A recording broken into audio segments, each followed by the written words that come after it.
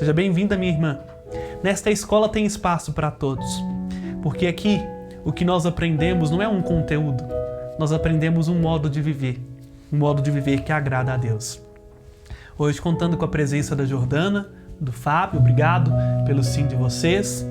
Quero já de antemão te pedir, se você tem gostado do nosso conteúdo, se inscreva no nosso canal, para que assim o YouTube possa conhecer a relevância e indicar para mais pessoas. Se gostou desse vídeo, deixa aí sua curtida, compartilhe com seus amigos e vamos juntos a crescer, aprender mais de Deus.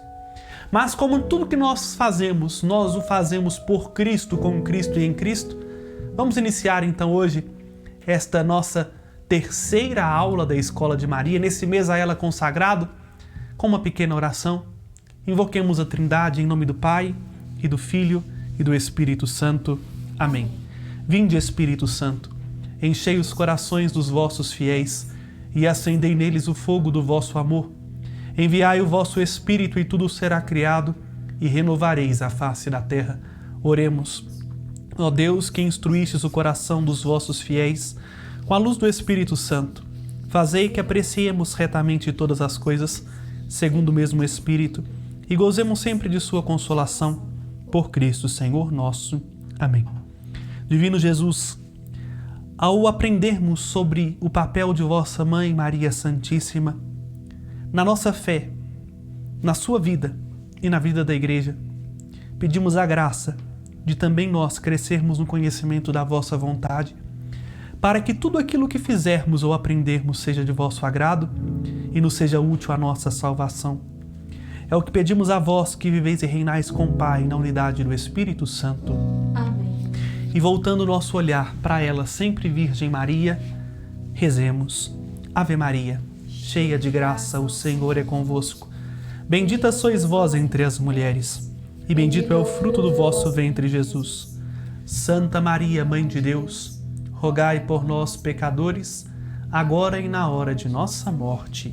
Amém. Nossa Senhora da Piedade, rogai por nós. Primeiramente, eu gostaria de brevemente retomar o assunto da última aula, a qual devo minha gratidão ao diácono Henrique Zanola, que por questões familiares, pessoais, eu tive que me ausentar alguns dias aqui do santuário, e ele com muito carinho se propôs a falar do primeiro dogma sobre a Virgem Maria, o dogma da Theotokos, a toda Santa Mãe de Deus. Retomo a última aula, não para aperfeiçoá-la ou corrigi-la, mas para que fique claro no nosso coração uma coisa. Todo dogma a respeito de Maria está intimamente ligado a Jesus. Na teologia a gente fala que o cunho é cristológico e não mariológico. O que é isso, padre? Que palavrão é esse? O cunho, o centro é sempre Cristo e não é Maria. A mesma coisa com o tema de hoje, que já vou entrar já nele. Por quê? Quando nós afirmamos que Maria é mãe de Deus, o foco não está na questão da maternidade de Maria em si. Quando o Concílio de Éfeso, em 431, declara Deípara ou Theotokos, toda Santa Mãe de Deus, o concílio está confirmando que aquele ser que foi gerado no ventre de Maria não é somente um ser humano, é Deus. Afirmar Maria ser mãe de Deus significa afirmar que Jesus é Deus. E aí é um silogismo lógico, basicamente muito simples, né? Porque muita gente fala assim, Maria não é mãe de Deus, Maria é mãe de Jesus. Se Maria é mãe de Jesus, e se Jesus é Deus, logo Maria é mãe de Deus.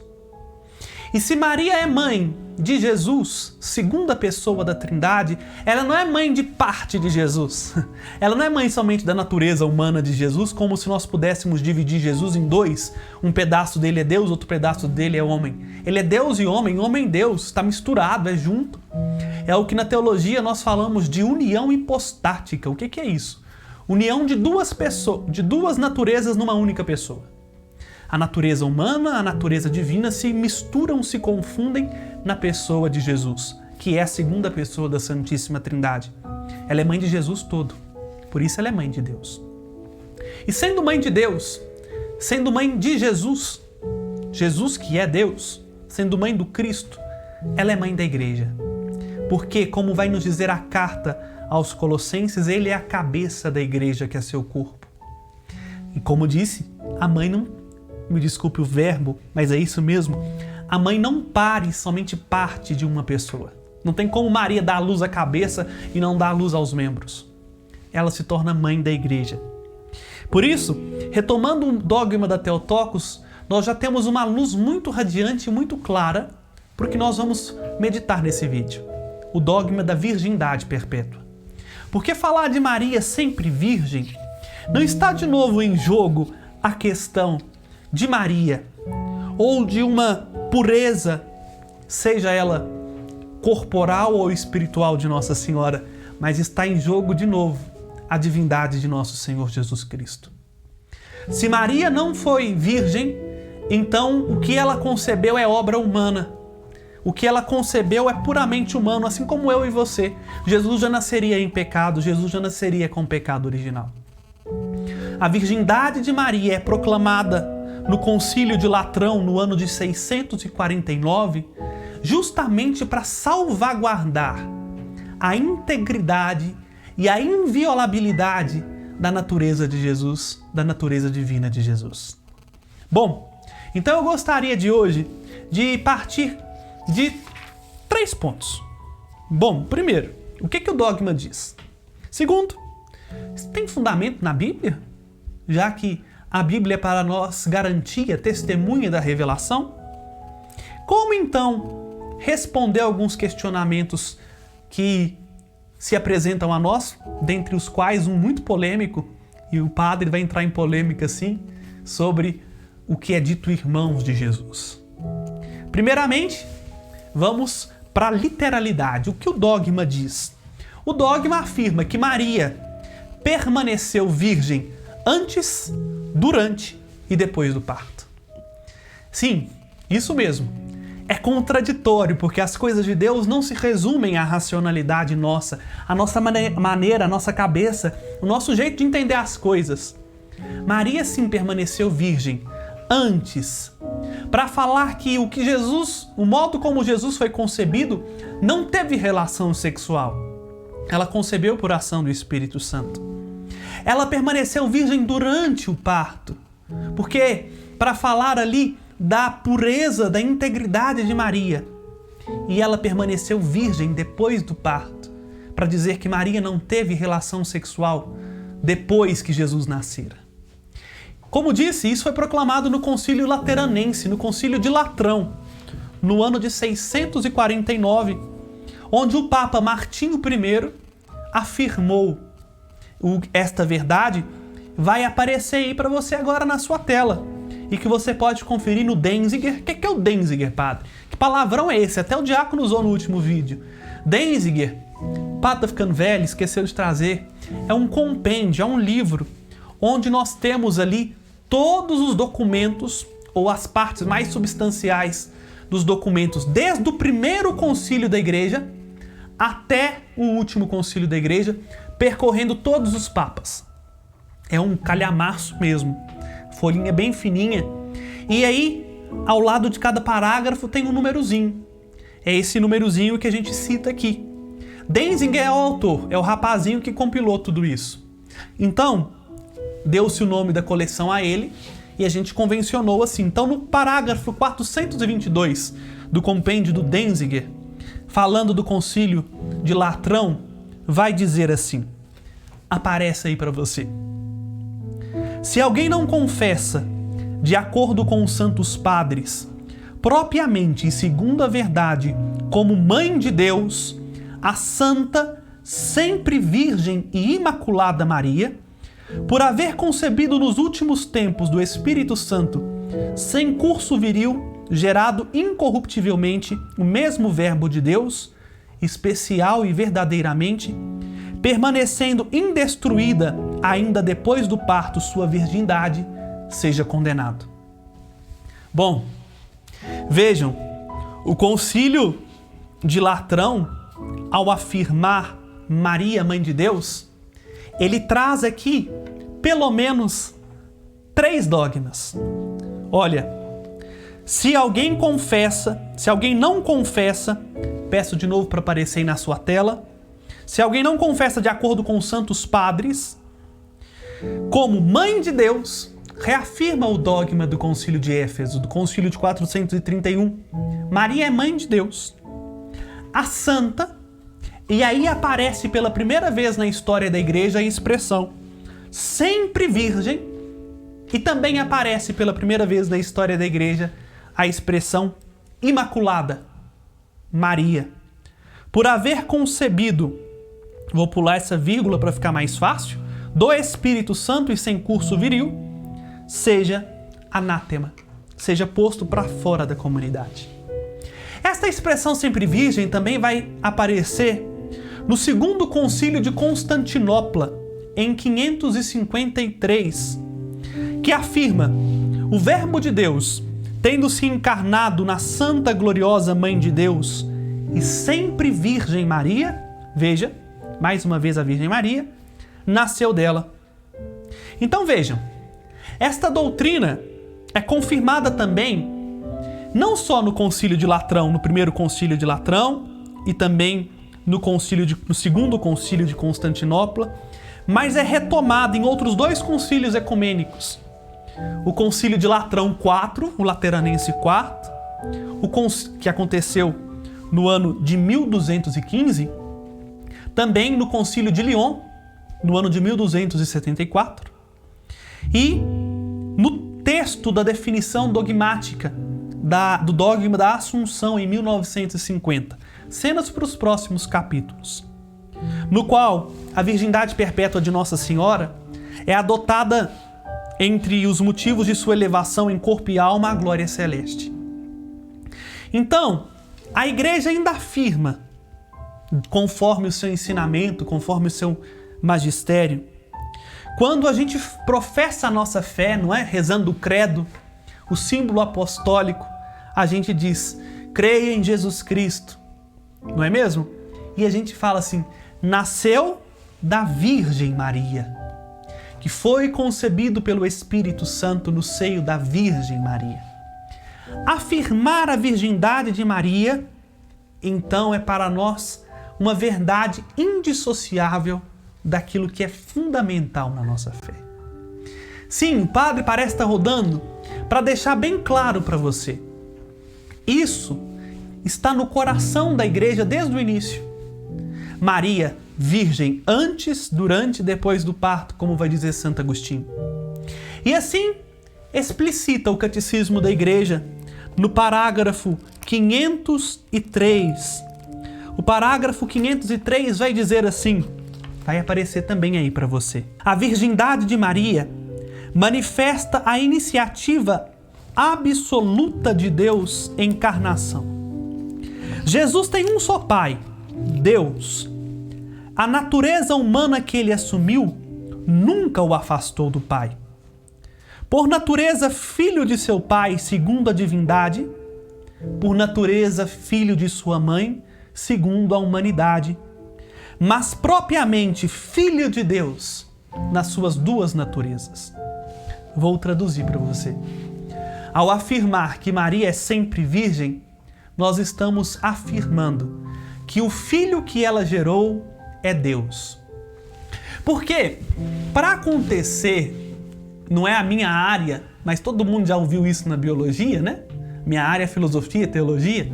Mas na biologia a gente aprende isso. Para acontecer uma fecundação, é preciso que haja a participação de dois gametas, o masculino e o feminino.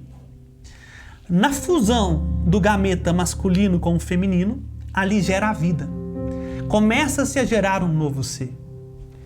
O ente, o ser santo, a pessoa que foi gerada no seio de Maria, não tinha, vamos dizer assim, a participação de dois gametas. A matéria que foi fecundada foi apenas o óvulo de Maria. E foi algo milagroso, a intervenção da graça de Deus. Deus a encobriu e a tomou de maneira que o seu óvulo fosse fecundado por a ação do Espírito Santo. Maria, então, gerou Jesus sem conhecer homem algum. Maria gerou Jesus simplesmente da ação da graça. E o que ela foi gerado, portanto, participa.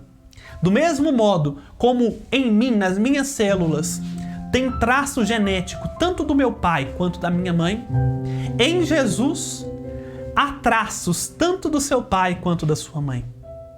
Do pai, ele recebe a divindade, é Deus. Da mãe, ele recebe a materialidade. Até a palavra matéria vem do mesmo radical de mater, que significa matriz, né? Tem o mesmo radical, matriz, mater, matéria. A materialidade de Jesus veio da sua mãe, Maria. E ao afirmá-la virgem, nós afirmamos que este que ela tem no colo não é simplesmente homem, é homem e Deus. Mas padre, você está inventando isso? De onde você está tirando? Isso tem prova na Bíblia? Isso tem prova na Bíblia? Isso tem prova bíblica? Vamos lá. Podemos então começar do Antigo Testamento, do Antigo para o Novo, para seguir a cronologia? Isaías 7,14 vai dizer assim: eis que uma virgem conceberá e dará à luz a um filho. Lá vem o padre que não estudou Bíblia, que não sabe exegese. O que é exegese? É o estudo linguístico da Bíblia. Falar de virgem do versículo de Isaías.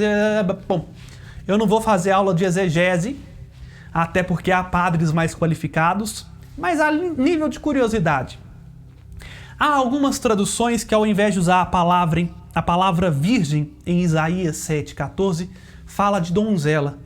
Eis que uma donzela conceberá e dará à luz a um filho. Qual que é o problema nisso? Porque uma donzela conceber, isso é a coisa mais óbvia do mundo. Daqui a uns anos, a donzela Jordana vai conceber e vai dar à luz. Mas falar de donzela necessariamente na cultura judaica implica em virgindade. Uma jovem que não fosse virgem não receberia o nome de donzela.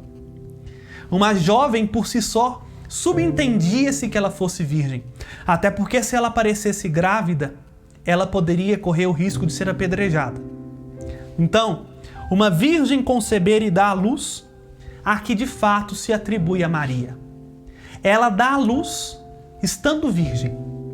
Mas ainda, para evitar polêmica, nós podemos ir para a explicitação, para o cumprimento dessa profecia de Isaías, que está no Evangelho de São Lucas, capítulo 1, versículo 26, onde a palavra virgem aparece pela primeira vez relacionada a Maria, na Bíblia, no versículo 26. Diz assim: o anjo Gabriel foi enviado por Deus a uma virgem, e o nome da virgem era Maria. Vejam, a primeira vez que linka, a palavra virgem ao nome Maria. E ela, sendo virgem, Lucas faz questão de explicar, dos versículos de 34 a 36, como que se deu essa gravidez. Nós já conhecemos de cor. Fica aí a referência para depois você retomar seus estudos. Porque o anjo explica a Maria: não tenhas medo, Maria. O Espírito Santo virá sobre ti e o poder do Altíssimo te cobrirá com sua sombra. Vejam, isso entrou em xeque até na cabeça de Maria. Vou usar uma palavra mais coloquial, Ela entrou em paranoia. Mas peraí, como é que eu vou ser mãe se eu não tenho ainda nem sequer noivo, se eu não casei? Como é que eu vou ser mãe se eu sou virgem? O anjo diz: não preocupa, o Espírito Santo fará isso em ti. E tanto é que Maria concebeu virgem, que Mateus, no capítulo 1, no versículo 20, nos diz isso. José queria deixar Maria lá, porque ela apareceu grávida. E aí, para salvar a virgindade de Maria, a honra de Maria, o anjo aparece a José e diz, Mateus 1:20, José, não temas receber Maria, porque o que nela foi concebido é obra do Espírito Santo. Termino essa fundamentação bíblica, mais uma vez recorrendo à explicação da igreja. no Catecismo da Igreja Católica, parágrafo 498. Diz assim: por vezes, tem-se estranhado o silêncio do Evangelho de São Marcos e das cartas do Novo Testamento, das epístolas do Novo Testamento, sobre a concepção virginal de Maria. Houve também quem se perguntasse se não se trataria aqui de lendas ou de construções teológicas sem pretensões históricas.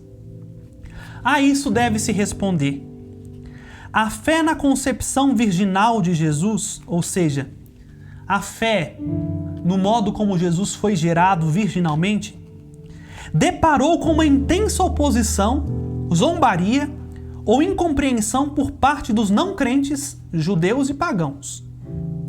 Ela não era motivada pela mitologia pagã ou por alguma adaptação às ideias do tempo. O sentido desse acontecimento só é acessível à fé, que vê no nexo que interliga os mistérios entre si, no conjunto dos mistérios de Cristo, desde a sua encarnação até a sua Páscoa. Santo Inácio de Antioquia já dá testemunho desse nexo. O príncipe deste mundo ignorou a virgindade de Maria e o seu parto, da mesma forma que a morte do Senhor. 3 mistérios proeminentes se realizam no silêncio de Deus. Vou traduzir o que o catecismo quer dizer. Ele quer falar assim: tem gente que fala assim, não, afirmar a virgindade perpétua de Maria é história da carochinha. A igreja, em pleno século XXI, eu já ouvi essa bobagem em tantos lugares, e vou falar baixinho, até dentro da igreja, sabe? Tem gente que fala isso, não, isso é bobagem. Imagina, quem é que hoje acredita que alguém pode ser gerado sem ter relação sexual? Quem não acredita é quem não tem fé. E quem não tem fé nem deveria estar dentro da igreja, como diz o Concílio de Latrão, seja posto para fora. Porque o nosso critério é justamente crer no Verbo de Deus.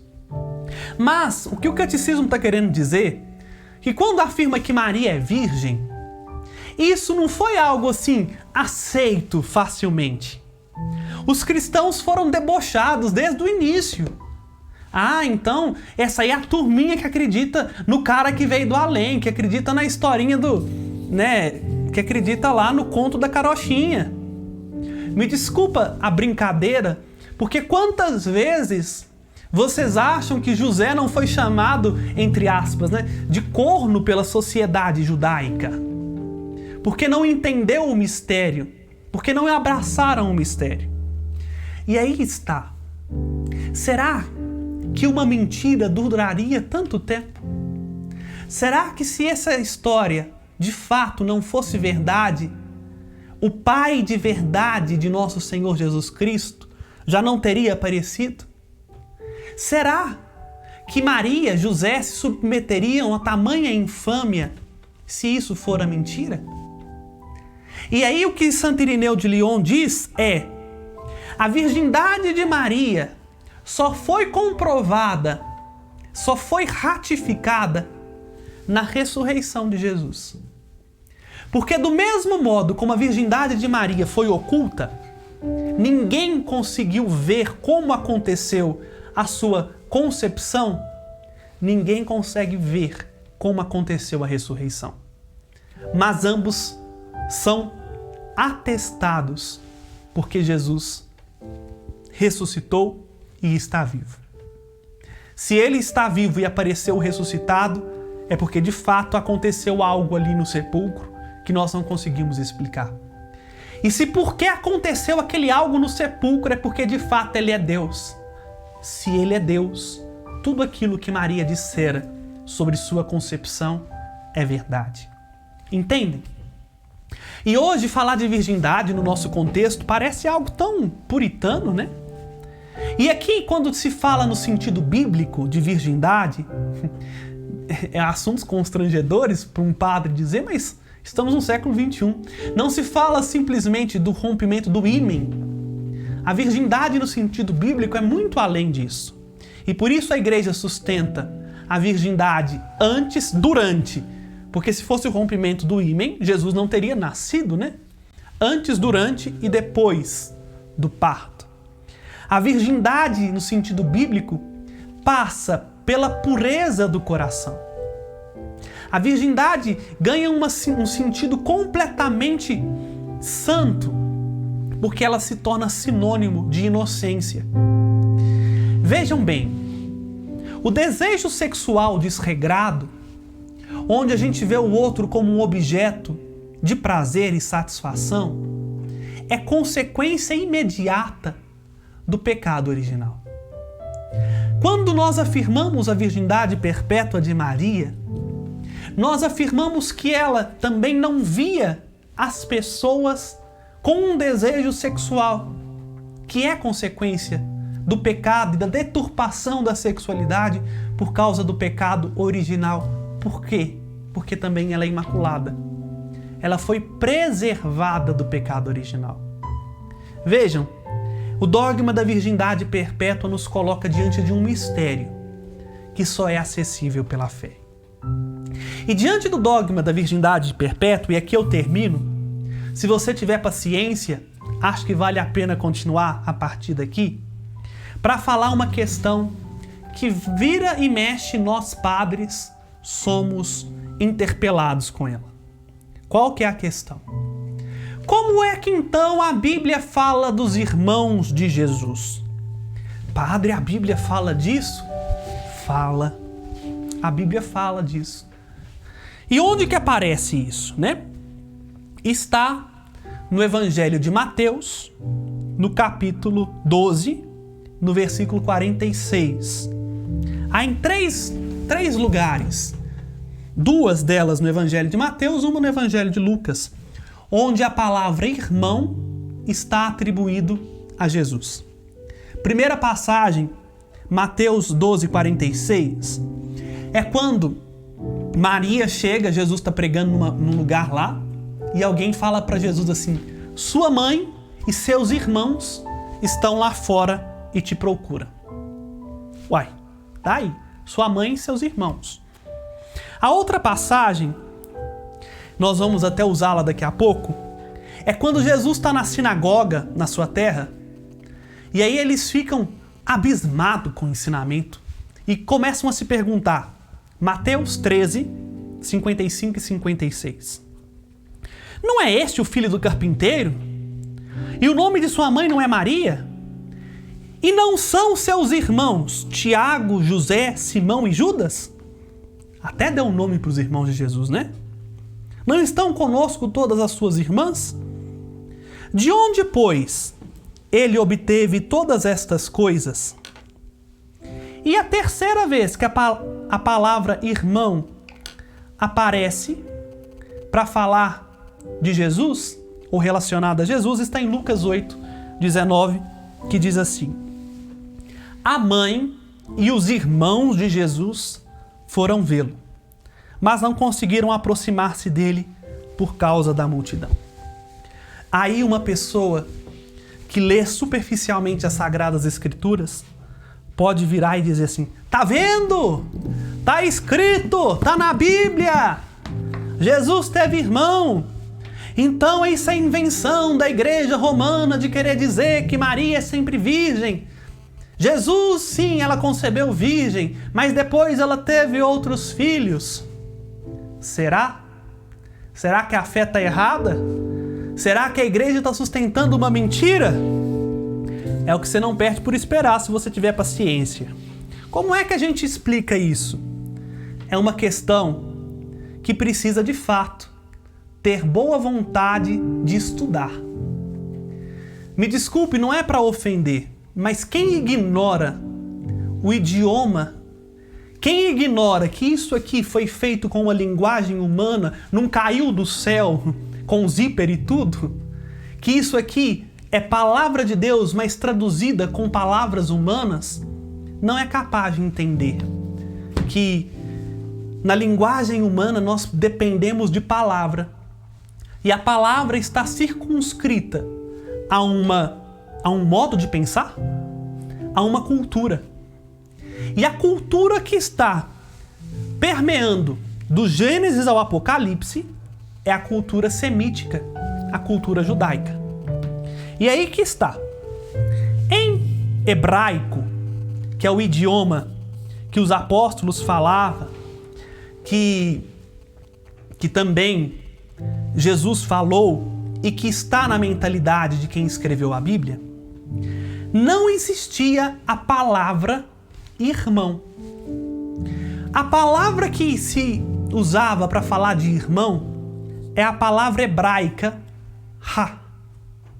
Vai aparecer aí para você agora qual que é essa palavrinha.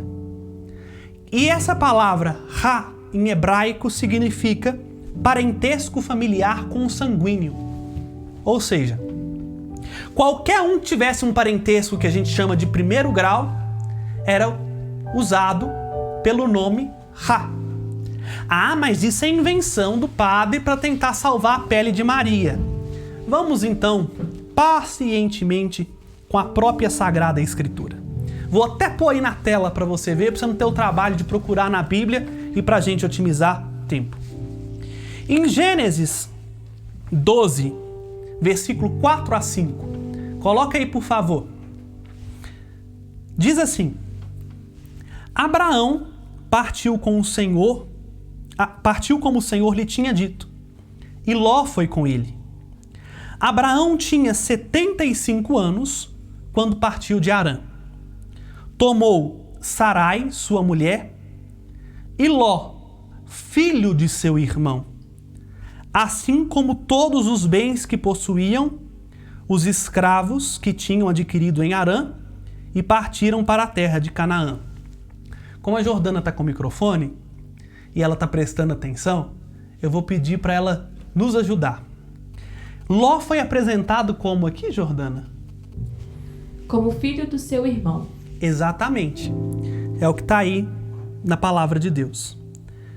Tomou Sarai, sua mulher, e Ló, filho do seu irmão. Grava isso, hein, Jordana? Agora, você vai comigo agora em Gênesis 13, 8. Está escrito assim.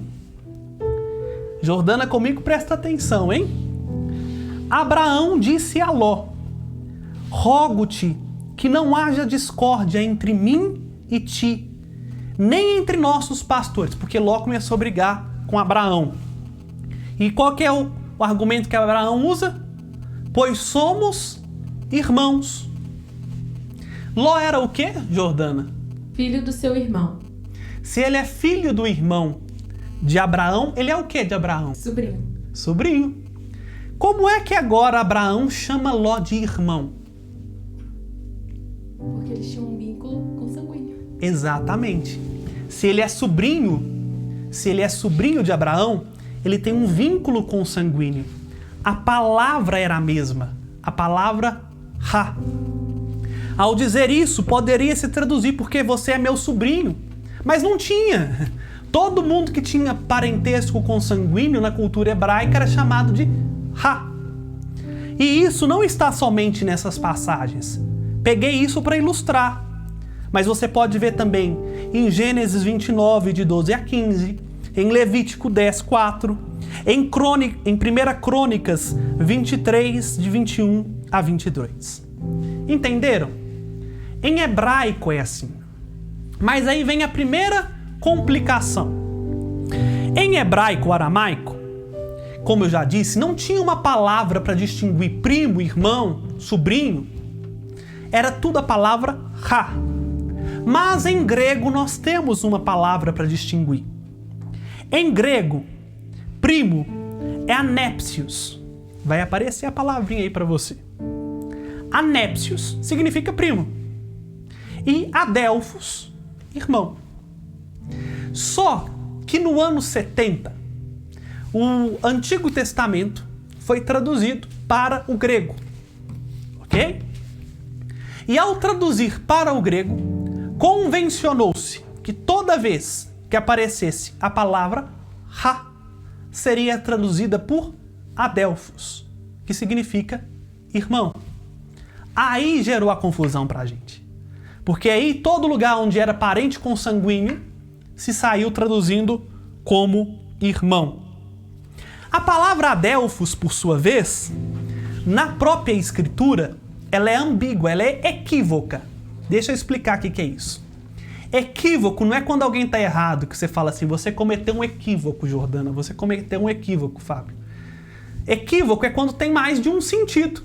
Porque quando uma palavra tem um único sentido, ela é unívoca, ou seja, só tem um sentido. Quando ela tem mais de um sentido, ela é chamada de equívoca. Na Sagrada Escritura, vou pôr aqui para ficar bonitinho e ilustrar, a palavra adelphos é equívoca. Porque, vejam bem, ela pode ser usada, a palavra irmão, para referir-se a descendentes do mesmo pai, a irmãos mesmo. E onde a gente vê isso? Atos 7, 23, Hebreus 7, 5. A palavra adelphos também pode referir-se a pessoas que eram do mesmo país, da mesma nacionalidade, eram chamados de irmãos. Onde está isso? Em Atos 3, 17, em Romanos 9, 3.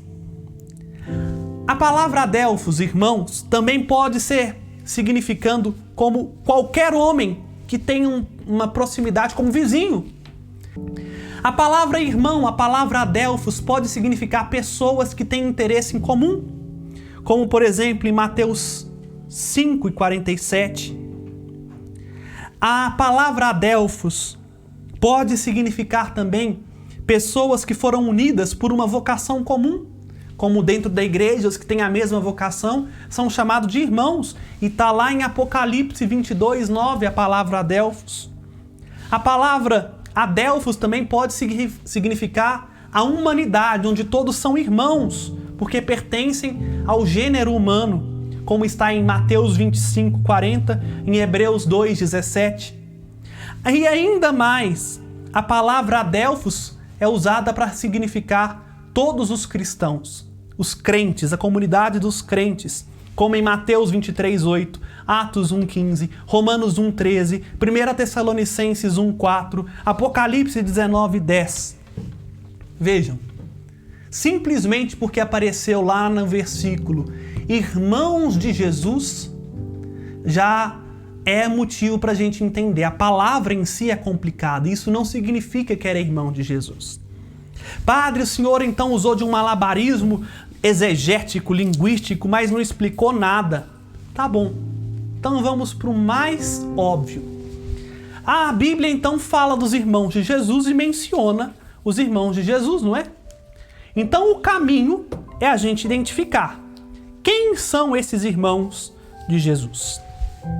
E aí verificar quem que é o pai e a mãe dele e ver se o pai e a mãe dele é o pai e a mãe de Jesus. Vamos fazer isso então? Onde que aparece mencionado os irmãos de Jesus? Mateus 13, 55 e 56. Diz: e seus irmãos não são Tiago, José, Simão e Judas? Então, se nós fôssemos fazer uma árvore genealógica, vamos colocar aí na sua tela. Olha aí para você ver. José e Maria, então, tiveram 5 filhos, hipoteticamente, conforme está mencionado aqui em Mateus. Tiago, Judas, José, Simão e Jesus. Ok? De Jesus ninguém tem dúvida que é filho de Maria. Então vamos um por um. Quem que é o Tiago? Bom, esse Tiago só pode ser aquele que nós chamamos de São Tiago Menor. Por quê? O outro Tiago que é mencionado é o Tiago Maior, filho de Zebedeu, onde está lá em Marcos 3,17, onde fala João e seu irmão Tiago, filhos de Zebedeu. Onde que então aparece esse Tiago? Quem que é esse Tiago? Vamos vasculhar na Escritura. Mateus 10, versículo 3, dizendo da lista dos apóstolos, diz assim: Filipe e Bartolomeu, Tomé e Mateus, o publicano, Tiago, filho de Alfeu, Opa, descobrimos quem que é o pai do Tiago, não é? Se um era filho de Zebedeu, como é que é o nome do pai do outro? Alfeu. Alfeu, Jordana. Muito bem, vai ganhar 10. Vai ser aprovada no final do curso. Mas para não ficar dúvida, em Marcos 3,18 diz assim: ele escolheu também André, Filipe, Bartolomeu, Mateus, Tomé, Tiago, filho de Alfeu, Tadeu, Simão, o zelador. Lucas 6,15 diz: Mateus, Tomé, Tiago, filho de Alfeu, Simão, chamado zelador. Atos 1,13 também vai falar que Tiago é filho de Alfeu, como vai aparecer aí para você.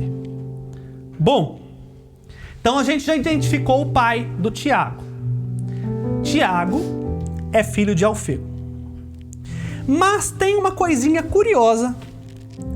A mãe de Tiago é uma tal de Maria. Por que a gente sabe disso?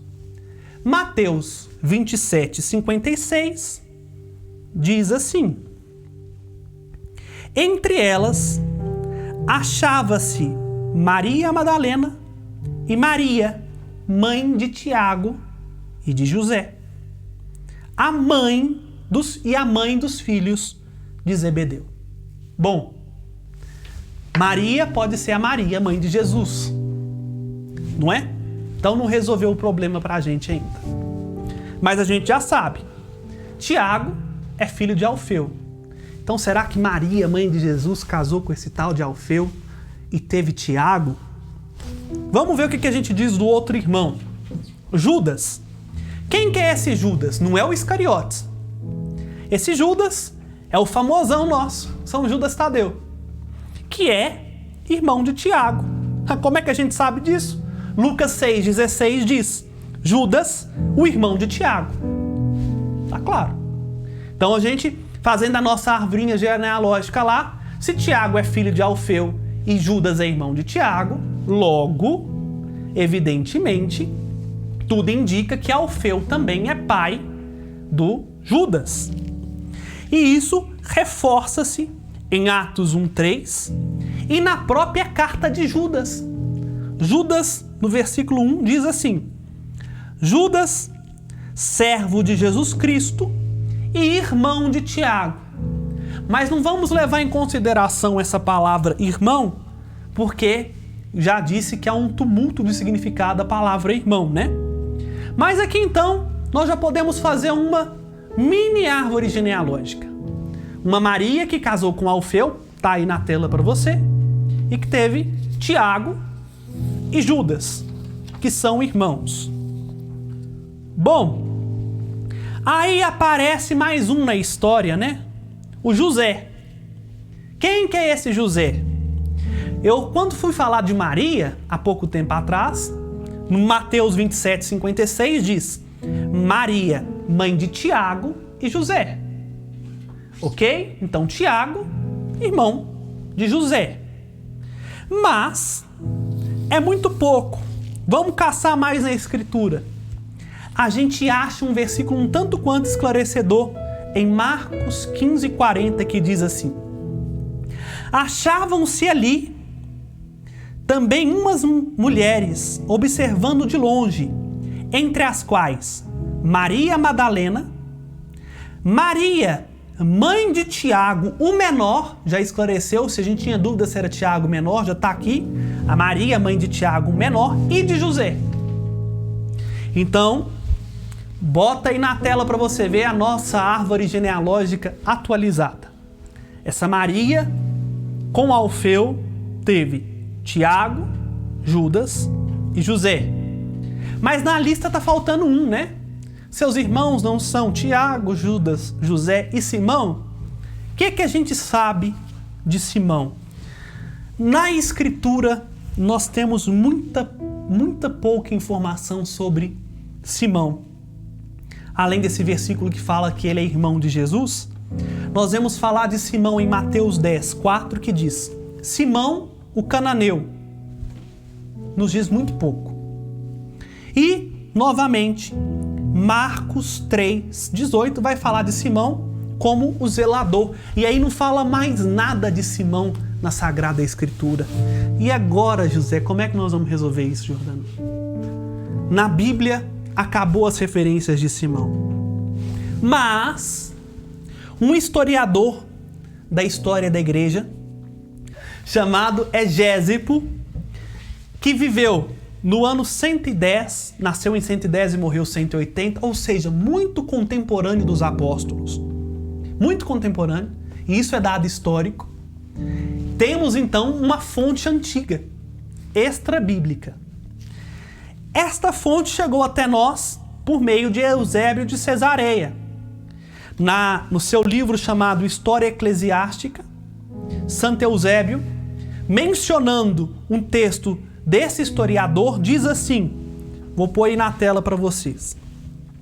Depois do martírio de Tiago e da tomada de Jerusalém, que se seguiu imediatamente, é tradição que os apóstolos e discípulos do Senhor que ainda viviam reuniram-se de todas as partes no mesmo lugar, junto com os que eram da família do Senhor segundo a carne, pois muitos deles ainda viviam. E todos celebraram um conselho sobre quem seria considerado digno de suceder a Tiago.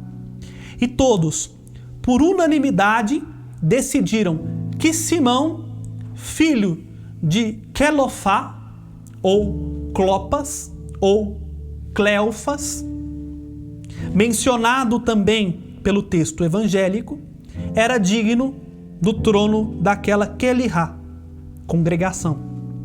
Por ser primo do Salvador. Epa! Egésipo nos dá uma informação que Simão é primo do Salvador, mas não vamos deixar isso por enquanto.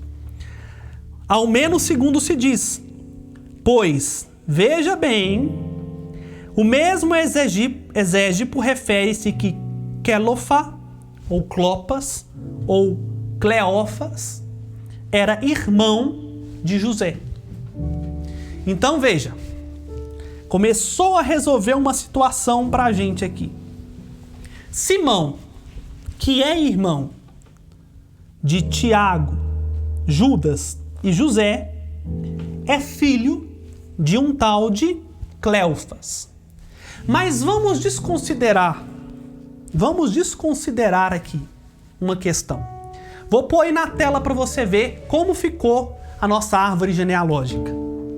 Maria com Alfeu, a gente tem certeza que gerou Tiago, Judas e José. Mas a gente sabe que Simão é filho de Cleófas, ok? Tá aí. Simão, filho de Cleófas. E que Cleófas é irmão de José. Então, filho de Jacó. Conforme Mateus, Jacó é o pai de José. Não o Jacó lá do Antigo Testamento. Outro Jacó. Bom, resolveu e não resolveu, né? Como é que a gente olha isso aí? Só que tem um segredinho muito interessante, que é a própria palavra Cleófas, ou Clopas, ou Cleopas. Cleófas é o nome hebraico do nome que foi traduzido para o grego de Alfeu. Vocês conseguem ver? Então, Cleófas, que também pode ser chamado de Clopas, porque o hebraico não tem vogal, só tem as consoantes. Então a gente pode preencher com a vogal mais ou menos livre, é só para você entender. Cleófas é um nome hebraico, em hebraico. E a tradução desse nome para o grego é Alfeu. Como acontece, por exemplo, Cefas e Pedro. É a mesma pessoa. Ou como acontece estranhamente no nosso tempo contemporâneo, Guilherme, na língua portuguesa, é traduzido para o inglês como William. É essas traduções mais diferentes, vamos dizer assim. E aí que está um segredo. Veja, Alfeu e Cleófas não são duas pessoas distintas. Alfeu e Cleófas é a mesma pessoa. Olha aí, atualizou, fez mais sentido pra gente. Mas ainda temos um problema, né? Como é que a gente vai ligar agora Jesus a Tiago, Judas, José? será que essa Maria é mãe de Jesus? Maria, então, teve Jesus com José, entre aspas, né?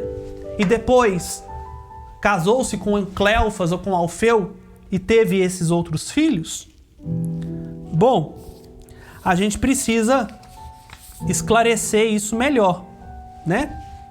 Vamos ver o que fala de Cleofas, ou melhor, o que fala de Alfeu na Sagrada Escritura. Além daquele versículo que fala que ele é pai de Tiago, Alfeu também é mencionado em Atos 1:3, quando vai falar dos seus irmãos. Mas o que vai esclarecer agora é que a gente tem que perguntar não mais quem é Cleofas e quem é Alfeu. É quem é essa Maria, né? E aí, meu amado irmão, minha amada irmã, a Bíblia nos esclarece com uma perfeição muito grande. Tá aí na sua tela e você vai acompanhar comigo passo a passo. Porque ao nos perguntar quem é essa Maria, a gente precisa entender uma resposta. E essa resposta está em João 19:25. Diz assim, presta atenção, hein? Junto à cruz de Jesus estavam de pé sua mãe, a irmã de sua mãe, Maria de Cleofas, e Maria Madalena. Prestou atenção? Acho que não. Vou pôr clarinho aí para você. Quantas pessoas estavam ao pé da cruz? Vamos lá. Junto à cruz de Jesus estavam de pé. Sua mãe. E a irmã de sua mãe, Maria de Cleofas. Olha, João nos deu a resposta. E Maria Madalena. Daí vem a tradição das 3 Marias, né? Maria, mãe de Jesus. A irmã de sua mãe. Quem que é a irmã de sua mãe? Maria de Cleofas. E aí, então, nós já matamos a charada. Como que fica, então, a nossa atualização? Esse Cleofas, ou Alfeu, casou-se com Maria. Porque é costume, e até hoje é assim, que a mulher leve o nome do marido. No interior isso é muito comum. Ah, essa aí é a Joaquina do José. José é o marido da Joaquina. Maria de Cleofas significa que Maria era a esposa de Cleofas. E aí a gente sabe, como nós já constatamos, Maria casou-se com Cleofas e teve Tiago, Judas, José e Simão. E eles são duplamente parentes de Jesus. Por quê? Esta Maria é chamada de irmã da Maria, mãe de Jesus, conforme João. Só que aí eu não vou entrar no mérito se era irmã ou se era prima de Nossa Senhora. A tradição da Igreja Católica nos afirma ser prima, mas de qualquer maneira, Maria de Cleofas era parente da Maria, mãe de Jesus. E o Cleofas, segundo Exégipo, era irmão de José, irmão de sangue de José, filho de Jacó. Então, Tiago, Judas, José e Simão são o que de Jesus, Jordana? São primos. São primos de Jesus. E toda esta polêmica é desfeita a partir de uma análise, como nós fizemos, mais minuciosa da Sagrada Escritura. E para quem não aceita a explicação óbvia da língua, nós acabamos de demonstrar investigativamente quem são os irmãos de Jesus e acabamos de ver que não são irmãos, são primos. Além disso, nós podemos nos perguntar na própria intuição: por que Jesus daria no alto da cruz Maria a João, para João cuidar de Maria, se Maria tivesse outros filhos? Jesus não precisaria entregar sua mãe a um cuidado de um outro se ele tivesse irmãos biológicos, não é? Eu, por exemplo, se eu tivesse certeza que vou morrer, como Jesus tinha certeza que ia morrer, estava lá expirando, eu vou ter que me preocupar com quem que eu vou deixar minha mãe, porque eu sou filho único. Quem vai cuidar dela? Por isso Jesus dá a João: eis aí tua mãe, cuida dela. se ele tivesse irmão, ele não ia preocupar com isso, ele ia saber, os outros aí vão cuidar dela, os meus irmãos vão cuidar dela. Mas nós podemos nos perguntar assim também, será que a igreja ia sustentar uma mentira? Jesus teria irmãos e a igreja está escondendo os irmãos de Jesus? Mas a troco de quê? Qual que é a vantagem para nós cristãos católicos esconder se Jesus tivesse irmão? Em nada tiraria o mérito de Maria ser a mãe de Jesus, não é? Se Maria tivesse outros filhos, ela não ia deixar de ser mãe de Jesus porque ela teve outros filhos. O fato é que Maria não teve outros filhos. E ainda nós podemos nos perguntar, né? Será que o Espírito Santo deixou a igreja na ignorância durante 16 séculos? É muito tempo, gente! 16 séculos são 1.500 anos. Será que a verdade só veio à tona quando surgiu um método científico, exegético, histórico, crítico? Será? São coisas que a gente precisa nos perguntar e ver o que é que a gente está alimentando e o que é que a gente está realmente ouvindo e o que é que nutre a nossa fé. Sei que esse vídeo ficou longo, mas eu sei que também se tornou esclarecedor para muita coisa.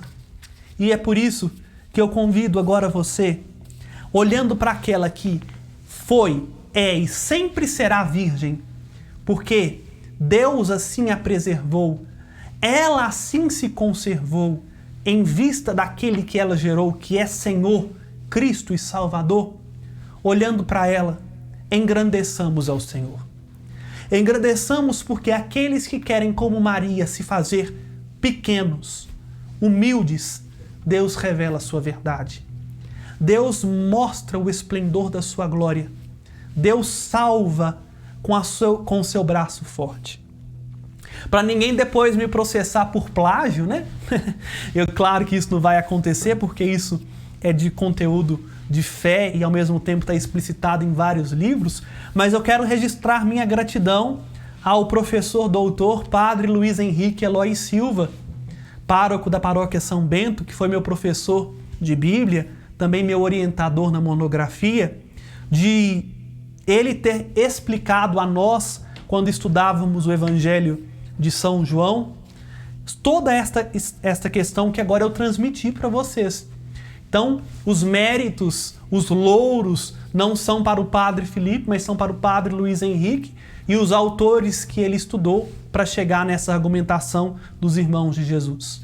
E agora, voltemos o nosso olhar para toda Santa Mãe de Deus, a sempre Virgem Maria, e louvemos ao Senhor, porque Ele continua manifestando a força do seu braço, destronando os que querem ser grandes, elevando os pequenos, fazendo grandes coisas por meio daqueles que, como Maria, têm a coragem de se fazer simples, mas simples sim na mão de Deus. E cantemos louvando como ela cantou, cantando: Magnifica anima mea Domino, a minha alma engrandece ao Senhor. E eu convido você a terminar essa escola louvando o Salvador poderoso, por em Maria nos ter dado a vida e ter nos aberto as portas da eternidade.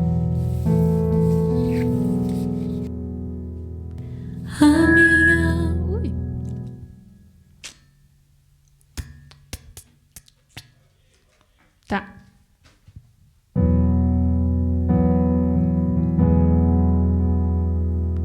A minha alma engrandece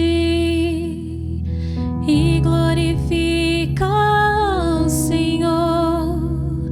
Meu espírito se alegra em Deus, meu Salvador. Meu Salvador, meu Salvador,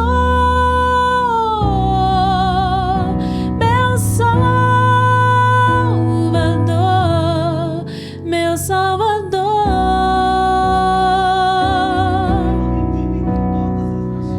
Ele olhou minha pequenez, fez-me bendita entre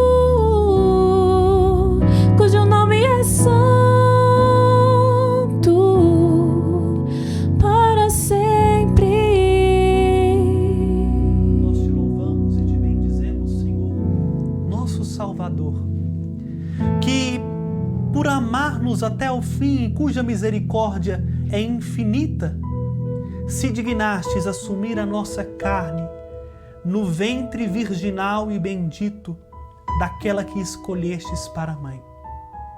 Te louvamos porque em Maria manifestastes a força do teu amor. Te louvamos e te bendizemos porque na ação do teu Espírito Santo continua revelando a verdade àqueles que não querem ser soberbos, mas que se abrem para acolher a força de tua glória. Bendito sejas, porque em Maria continua guiando e protegendo a tua igreja. Bendito seja, porque em Maria continua nos chamando à pureza de coração, à santidade de vida e à intimidade contigo. Que o Senhor seja louvado, glorificado, exaltado e bendito em Maria, por Maria, em nós e conosco, agora e por todo sempre. Amém. Se foi útil para você, se foi bom, eu sei que ficou grande, mas é necessário. Não sei se teria outra oportunidade de esclarecer isso, que é tão importante para a nossa fé. E se foi bom, compartilha. Compartilha para aquelas pessoas que você sabe que tem dúvida e fala assim, olha, escuta ao menos essa parte final sobre os irmãos de Jesus e entendam o que a Bíblia diz a respeito disso. Se gostou, curta, divulgue e vamos fazer com que a palavra de Deus chegue a muitos corações. O Senhor esteja convosco. Ele está no meio de nós. Abençoe-vos o Deus, amor misericordioso, que é Pai, Filho e Espírito Santo. Amém. Meu Salvador.